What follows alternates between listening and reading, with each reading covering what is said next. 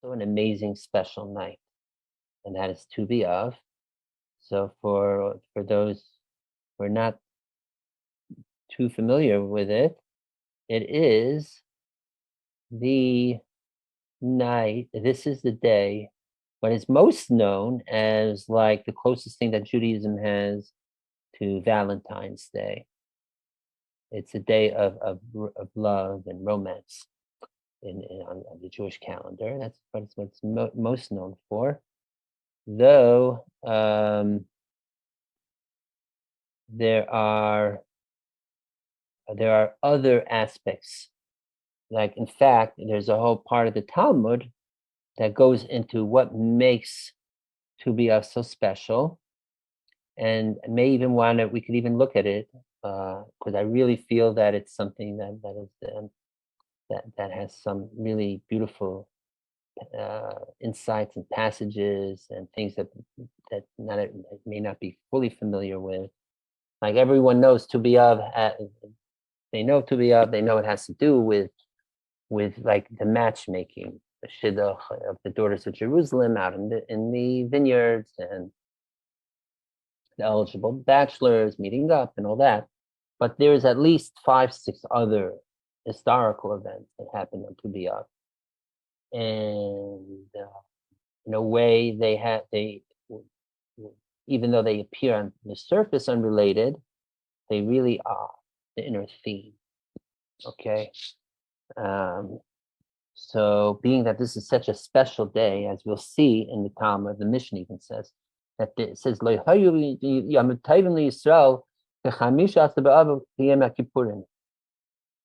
there is no greater holidays on the Jewish calendar greater than today, tonight, the 15th of Av, and Yom Kippur. And notice, actually, Tu B'Av is mentioned before Yom Kippur even. Yet we don't do any special other than not saying Tachnun, saying special like the supplication and certain prayers we don't say on days of festivals. But we don't add any special prayers.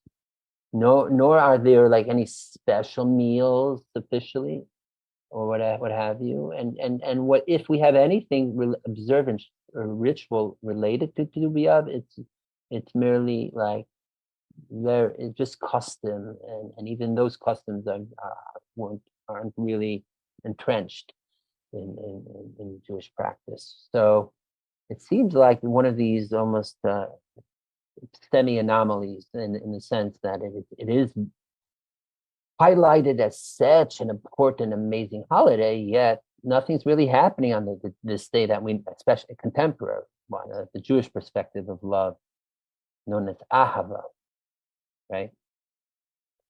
But so to get there, actually, by getting to what is ahava, love,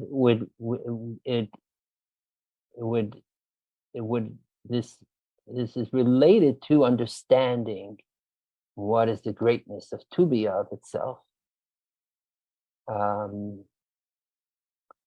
why it's so extolled, and to get to the true meaning of love. Okay.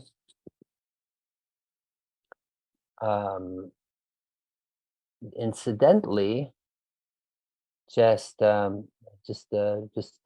yesterday, just thinking, seeing the words and saying it, it is interesting that the word ahava has the word of in it. It's basically, ahava is the word of with 2 hays.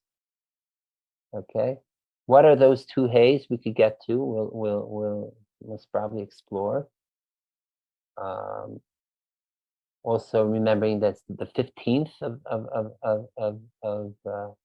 of the month, which would be equivalent to 3 hays. It could be ha'ahava, the love is dafka, the one of Tu B'Av.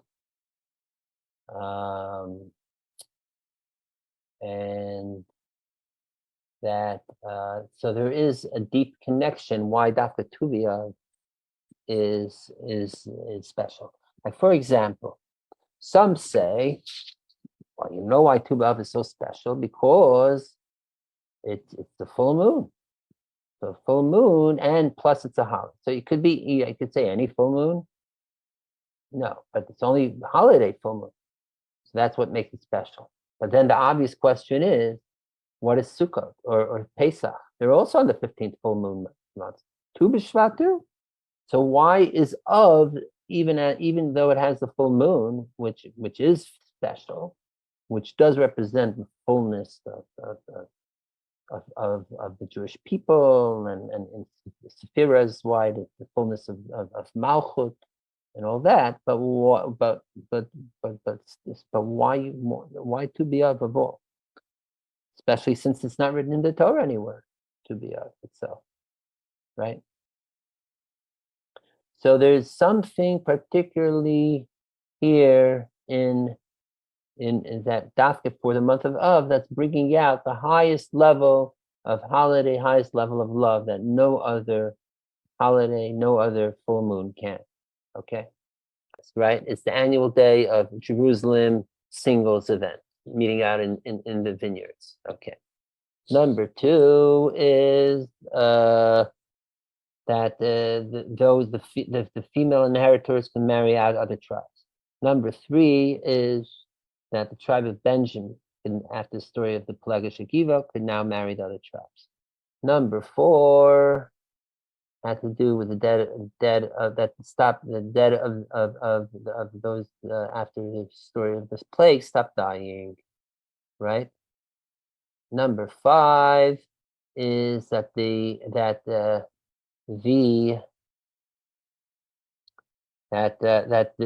guards of the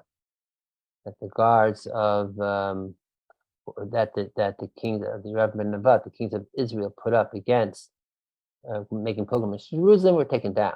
Number 6 was that the dead of Beitar were buried.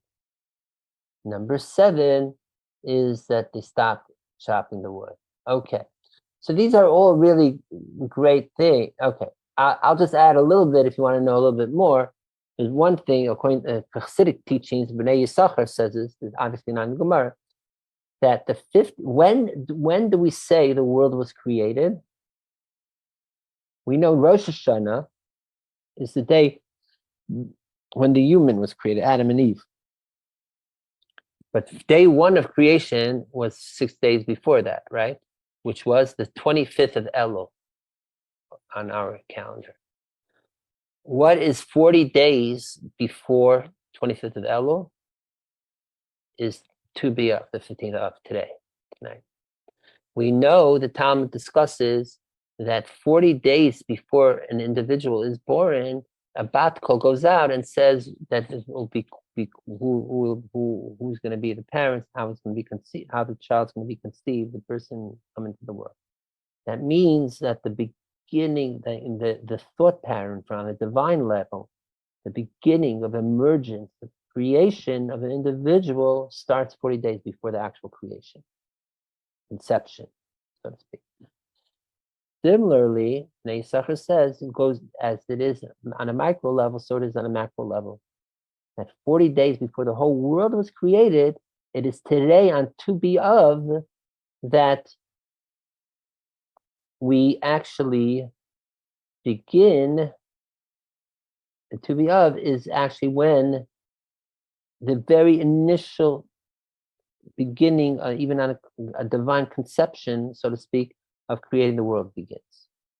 So in a way, Tu B'Av is already a time of leading towards Rosh Hashanah and creation of the new year in the whole world, which explains also there's a Hasidic custom that's starting today and on. Even you could start wishing each other a Tiva v'chatima tova, a good blessed year, written and scribed year, sealed year. This is the very initial stirs of the new upcoming year. Beginning to that's why as I said, the custom wishing Tiva v'chatima tova.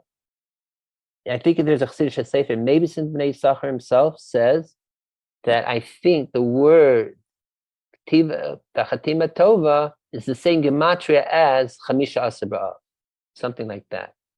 I'm not going to start the calculations now, but just take my word for it. Apparently, it is so. Okay.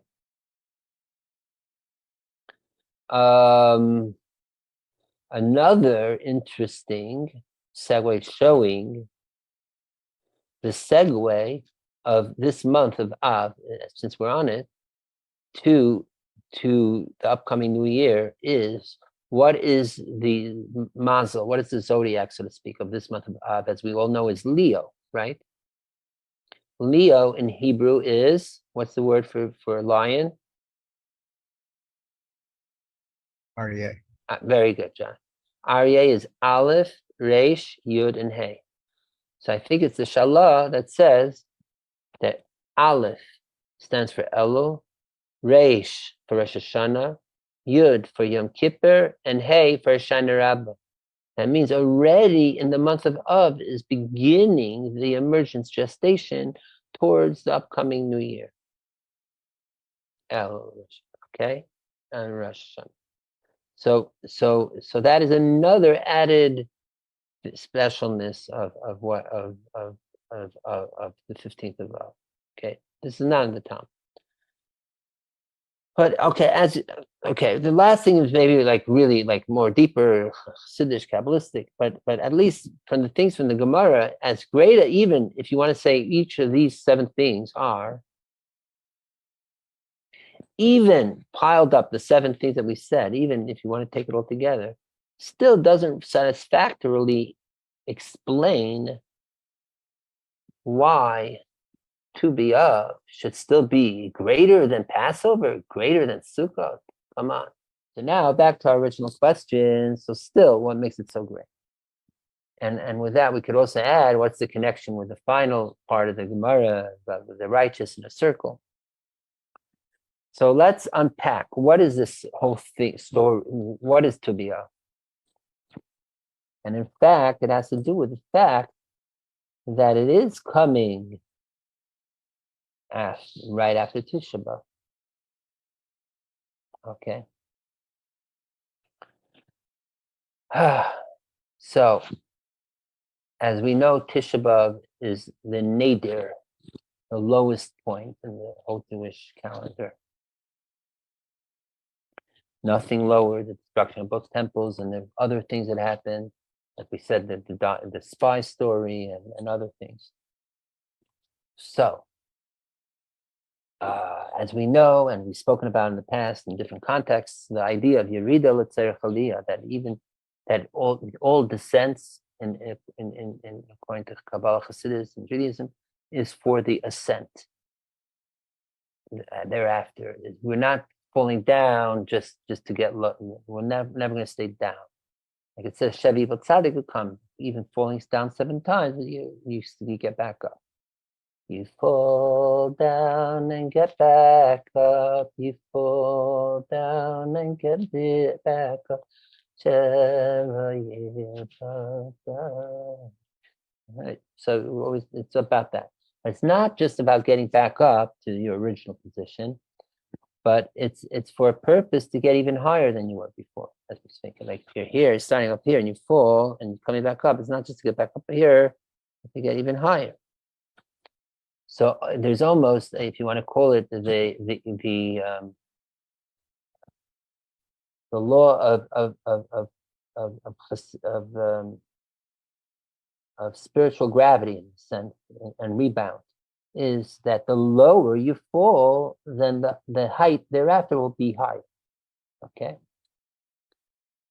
So since Tisha B'Av is the lowest of the low of all falls, so the rebound of that thereafter is expected to be the highest of the high. So when we say that after, and it's more than that, that even in the fall itself, even in Tisha B'Av itself, in this case of the fall, is already the highest of the high. It's just it's just concealed. Like we say, that on Tisha B'Av, Mashiach was born on Tisha B'Av, and other things. Even in the most calamitous period, there's still there's the kernel of the highest in there too. And so what is happening is, after Tisha B'Av, the 9th of Av, then what is happening is, the days thereafter, it's starting to reveal and starting to rebound back up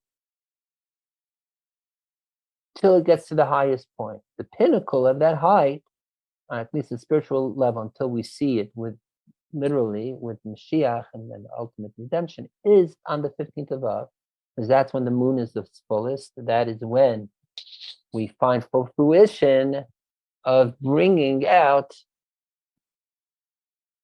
the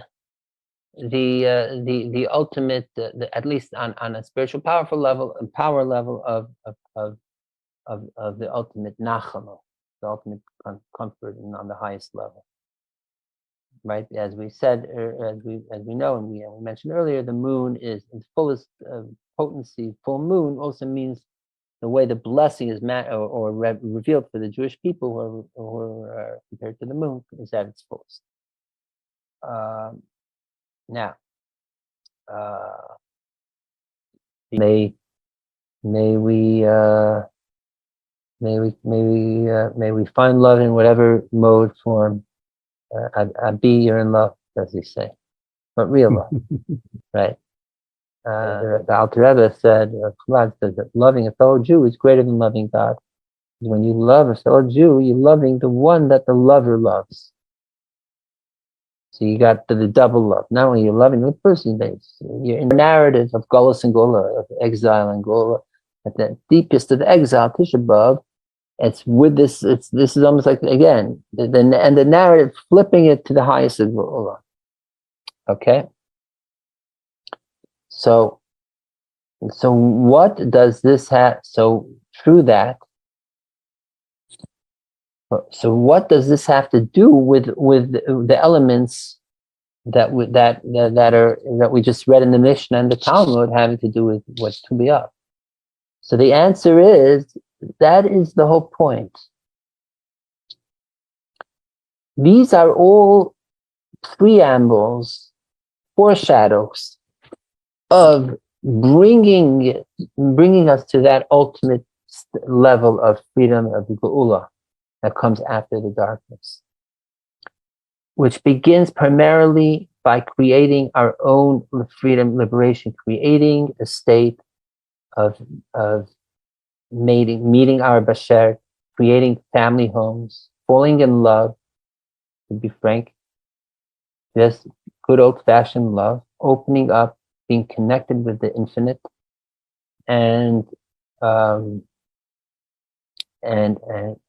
nurturing it, and creating again families and children for subsequent, to bring a whole new life, a whole new way into the world. And that is the beginning of changing the world for the better.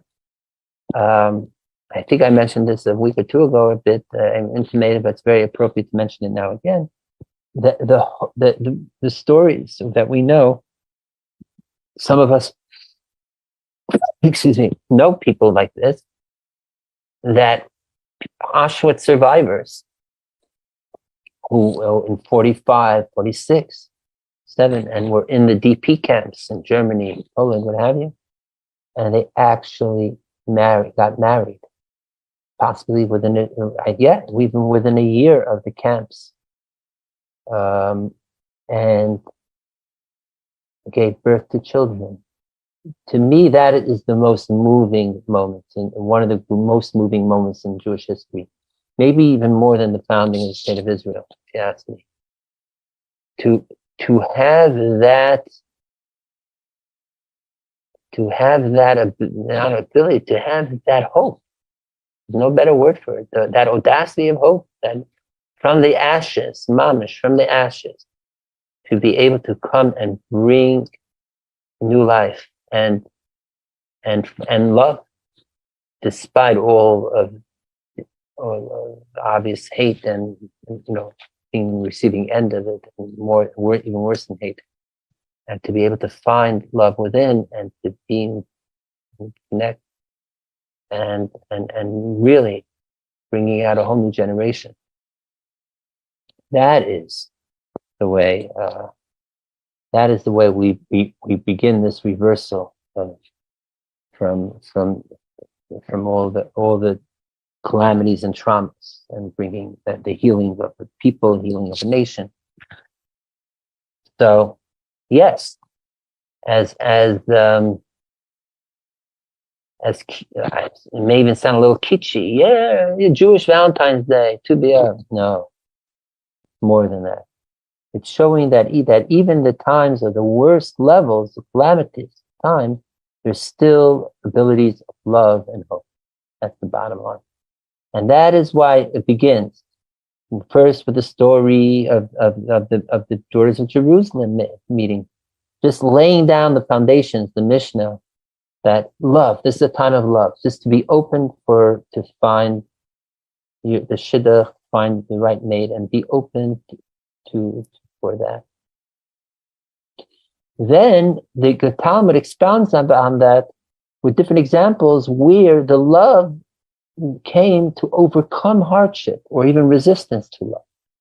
In the story of Tzalafchad, that there was restrictions. Maybe there was someone like in the case of a young woman who was in love with someone from another tribe who couldn't marry, but you say no, now you can. Then even worse, the whole story of Plegah Giva was a whole the concubine Giva. That was a story of violence, terrible, gory violence, and yet there was something hopeful that came out of that. And then the stories are, again, the hope of even not having to do with romantic love per se, just with life, celebrating life. That itself is a form of love. And that is those that died in the desert. And to be hopeful again for a future. That we could change, this whole generation could change, so we could go into a new land and rebuild again, even after the nation's mishaps and the effects thereof, and then even if the dead are dead, like in Beitar, but no, right? They could still be buried. That means we could bring closure to even death, and then look forward to a hopeful future. And even taking away the barriers from going up to the temple is showing that we're not restricting anymore. We allowing to be in touch with our love to the source, to the place where God resides in the temple, and to go back to the Beit HaMikdash. And then even chopping of the wood ending shows that now is time that we can now focus on the worship without any preparations. We're ready to bring the sacrifices, the altars, and we're ready also for the Torah study, as we said, that the nights get longer. So the sacrifices represents prayer, right? Like the prayers are our prayers now are in place of the sacrifices, and that's the nights, the study, and we can now focus more on our davening and our learning to its highest level, and we're all positive and all hope. And with that, we could create a whole new future. And even what we said before, the Chasidic Pshat, that 40 days before creation of the world thing, and beginning, very, very beginning of conceiving the whole new world, that too. Even God is hopeful to create a new year, a new world. As we know, every Rosh Hashanah, the whole world is created anew. So this is really a day of real hope, despite all the negative things that may have happened in the past. And to me, this is another great lesson of what is meaningful love. I'm not even going to say what's true love or not true love. That's the misjudgment. I would say what is enduring love, and therefore more deeper love in a way. We all know about puppy love, right? Love at first sight. We all know love, honeymoon love, newly met weds, what have you. But the question is, would this initial love, would this survive, rather, even if things happen between the two people in love? even if things happen, whether externally to them, let's say some mishap, some calamity that they did not call upon themselves, that shakes up the stability of the relationship or the family, or even if there's something that amongst within internally, their relationship itself, whatever reason, their love has been threatened in some way, and the relationship is falling apart. Would the love survive that? And that is where the real test of if you want to lack a better word, and just for theatrical effect, the real love is.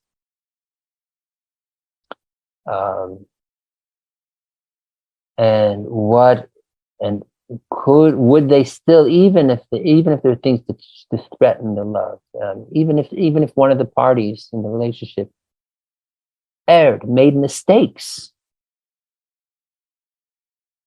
is there still ability to overcome the mistakes of the person in the relationship and still find a way to find reconciliation, even forgiveness, and continue to love? And what the point I'm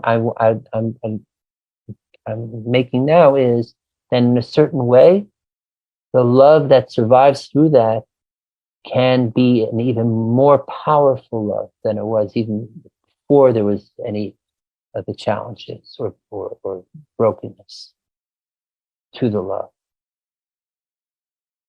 That somehow, almost the love that lives through the broken heart, despite the broken heart, into the mended heart, and is loving, could be a greater love than just the earlier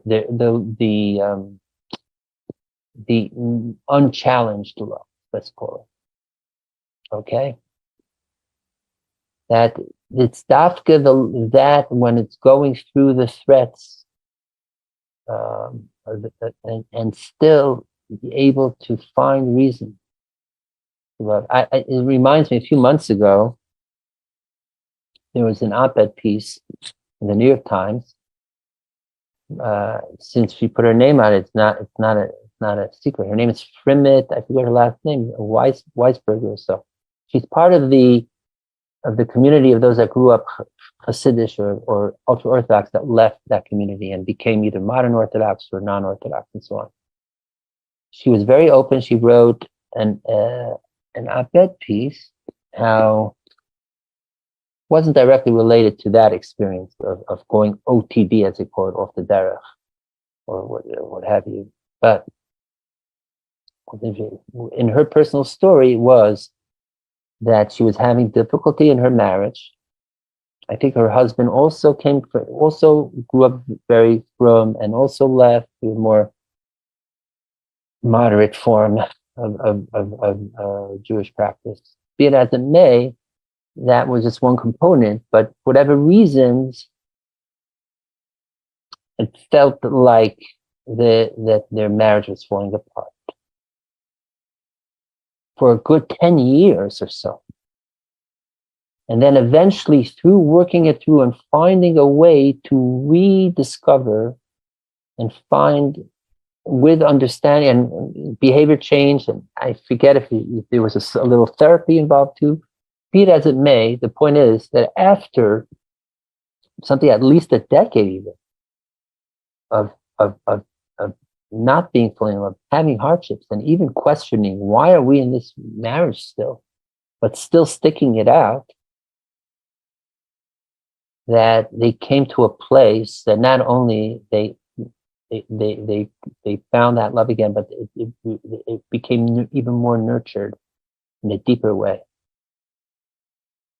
And her point was that there are those that when they realize when they're in a marriage relationship and it's not working out, and for valid reasons, that sometimes people act on divorcing or separating too quickly,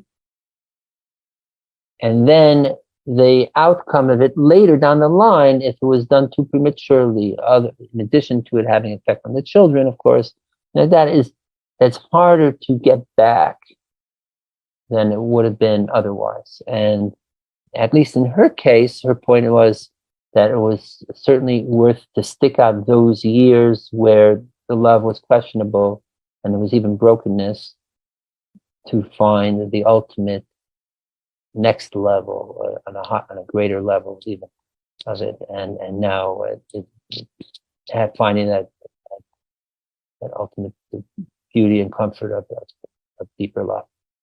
So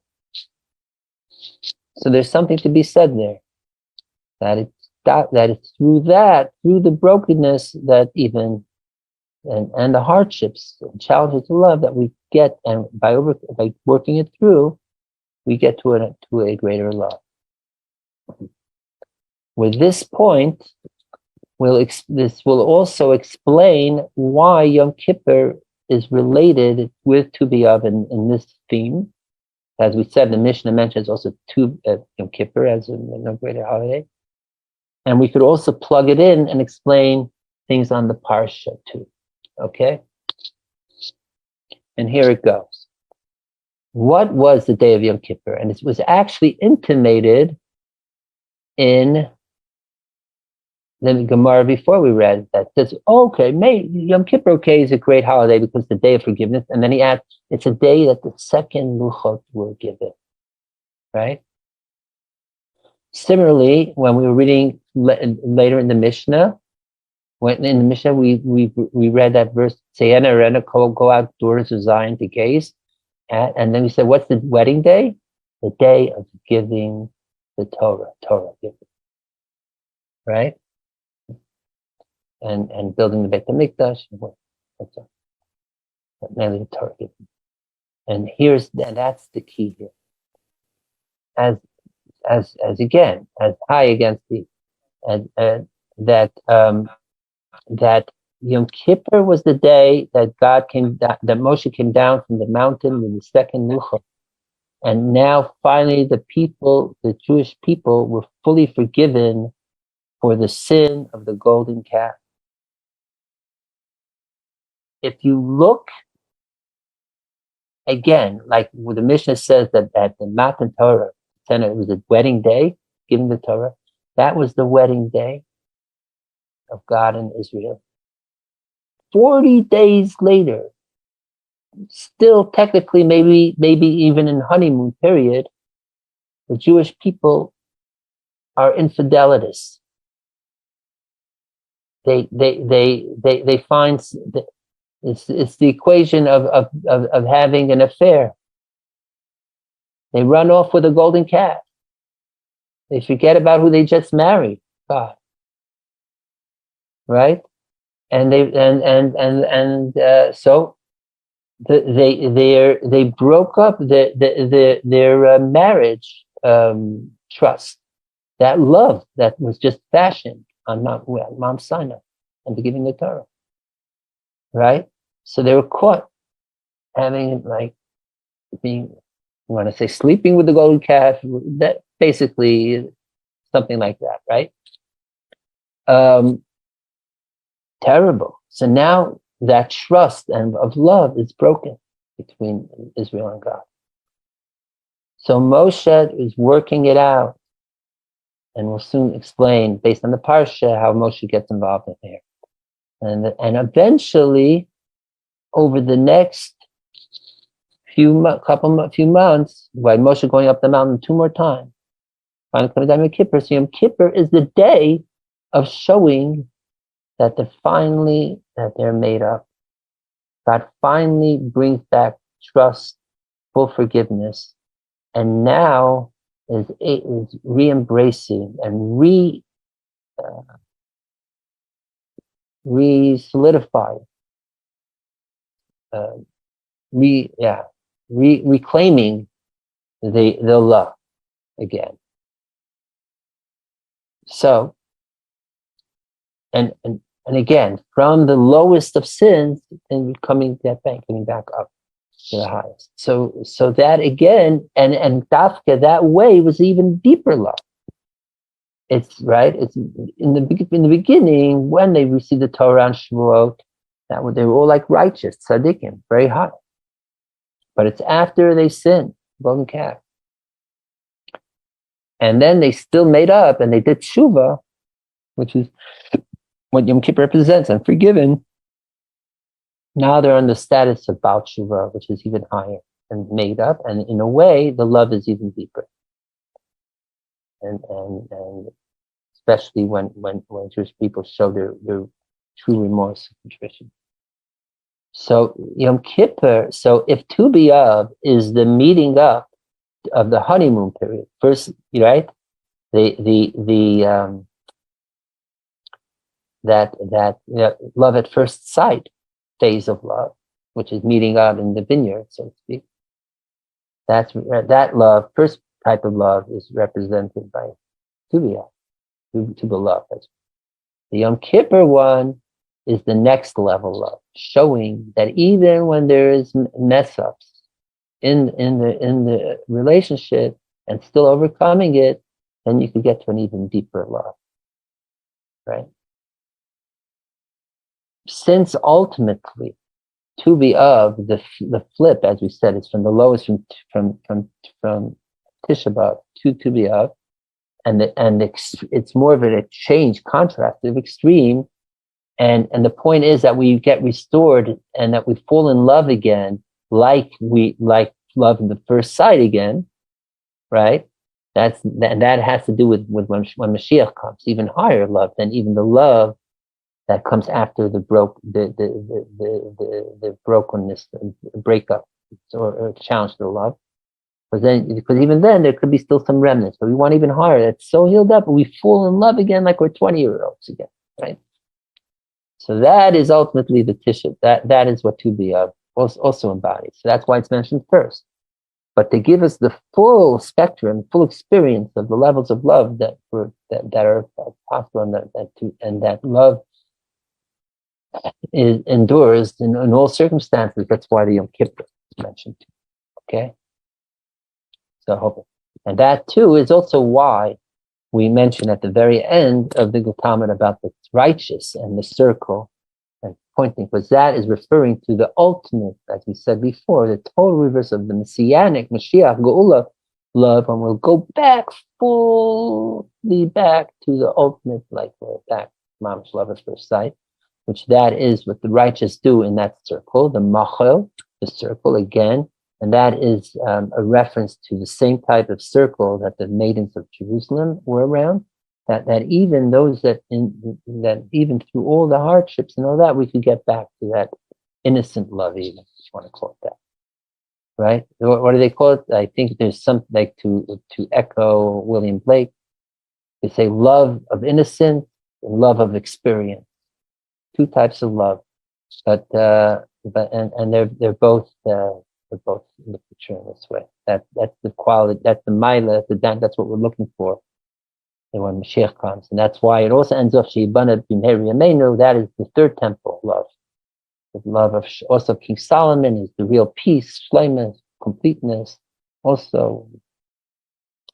And by the way, this idea, and it's also the circularity of the circle, by the way, and this I think brought down, where did I see it? Maybe Meisachar brings it down in the name of the Apterav, that if you count the Aleph base, the 15th letter of the Aleph base, so of is Aleph base, right? And we say two, right, the 15th. So in the Aleph base, Gimel Daled Hey, count 15 letters down. What's the 15th letter of the Hebrew alphabet? Is the Samach. The Samach is, again, a circle, circularity. And that, as we know, circles in mathematics, another way, is represents infinite. There's no beginning, no end. Infinite love, infinite openness, infinite co-equality. True love comes when we're in a co-equal way, that we're all connected as one. The circle is one. Every part is essential. Okay, Aaron, you going? Okay. Thank you very much for your blessings. Okay, those, yeah, it is I mean, it's not getting too late, but it is relatively late. So I understand if people start checking out, it's understood. What we'll do is share a little bit more of just plugging this in, a few more words on the Parsha, and then I'll check in if we want to continue on the Chassidus part, okay?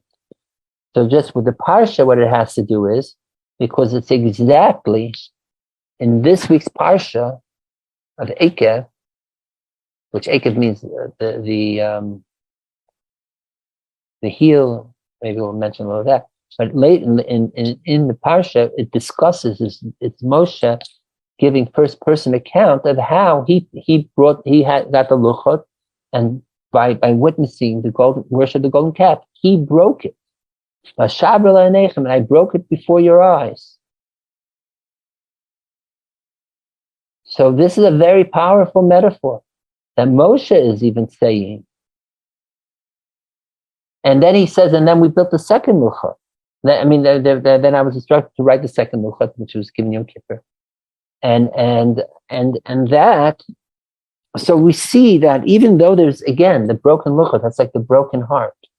And even if our hearts are broken, there's still a way we could overcome it and even find deeper, truer love. And even on the Torah level, it says that the second luchot had greater Torah that wasn't included in the first luchot. So in fact, some real good came out of getting a second luchot. Okay? So again, that the breakingness of the luchot, after that, got to the deeper, higher level of connection with Hashem. This is related, in fact, I may have mentioned this in the past, but maybe we'll give it a little another angle to it. This is the very last Rashi of the Ol Chumash, Le'enei Kol Yisrael. All the is that that God that when Moshe came down from the mountain, that's the Le'enei Kol Yisrael, meaning that he broke, like it says here, he broke the luchot in front of the eyes of the people. And he came down, he saw the golden calf. Moshe instinctively, without asking God, on his own, went and smashed the 10 Commandments. Yeah, not like the Mel Brooks slip of the 15 Commandments. Oh, if you know the reference joke, but deliberately. And Rashi brings down the parable, which again from the Medrash, which is of a king who has a child, a princess who is married and was having a philanderous affair, which technically, if it would be caught, it would be so, then the king would be put on the spot, needing to maybe even like give corporeal punishment to his child. A minister who loves the king and sees what's going on with the prince. What does he do? He goes, finds the marriage certificate. Prince goes and tears it up. So now he's not married. So even if technically it's not right, but it's not as bad, right? And that way spares the child's life and the king's honor. And when the king finds out what the minister did, he tells him, "Thank you for acting on your own without my instruction and going and getting rid of the marriage." Same too, the Torah is like the marriage contract. As we said before, Matan Torah was the chuppah. So Moshe coming down and seeing the illicit affair that the Jewish people are having with the golden calf, like being philandering, so he instinctively got rid of the marriage contract. He broke the Torah.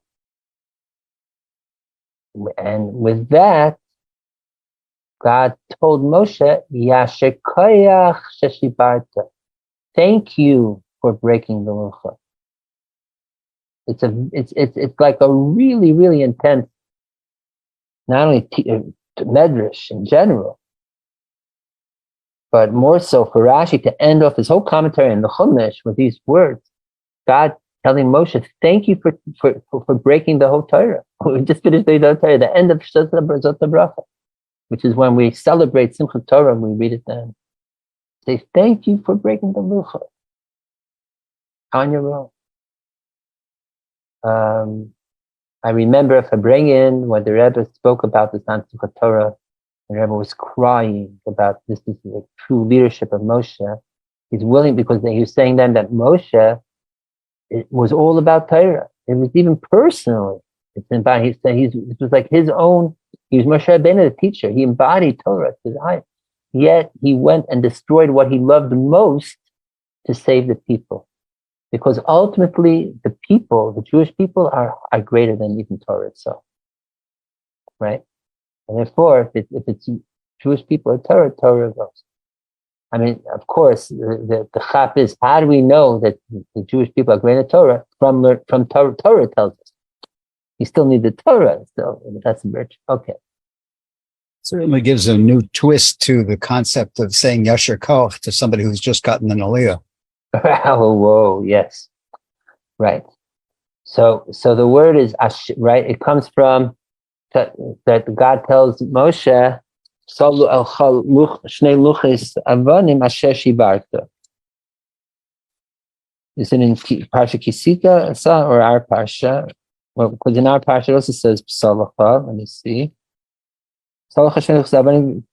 In our Parsha it says Karishainin. But in Parsha Kisisa, no, Asher shibarta. No, he says ve'echtev al luchis. Now we'll write on the Moshe says, and I wrote the luchas I said on the words that were on the first luchas asher shibarta the samtim and that he broke. And then it says the samtim ba'aron, and put in the aron. And from this we learn that after Moshe broke the first luchot, he collected the shards and pieces, and when after the second luchot were chiseled, made, and put in the aron, the shivrei haluchas, the broken luchas, were also put into the aron together with luchas. It's profound. You think, especially after the Jewish people were forgiven for the golden calf, with Yom Kippur, as we say. Why would they put these broken pieces? Not only that, we know halachically, we said everything. You don't rub in the face of a Baal Tshuva and his sins from the past, right? Why would they do? Why would God say to collect the broken pieces? And the word Asher shibarta, and to end the whole Torah with the word break, or the Rashi breaking. So this is again related to what we were saying before, that in a way to get to the ultimate way of true real love comes through even the most brokenness and pain, even by screwing up, right? And then showing that even so, that the love is so much deeper,